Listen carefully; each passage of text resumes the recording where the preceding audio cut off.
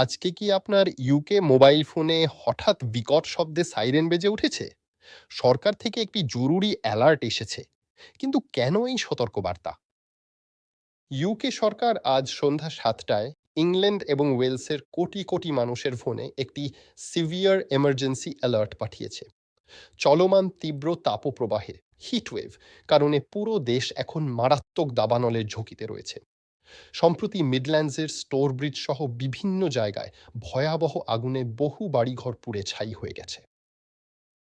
সরকার সবাইকে কঠোরভাবে কিছু নিয়ম মেনে চলার আহ্বান জানিয়েছে।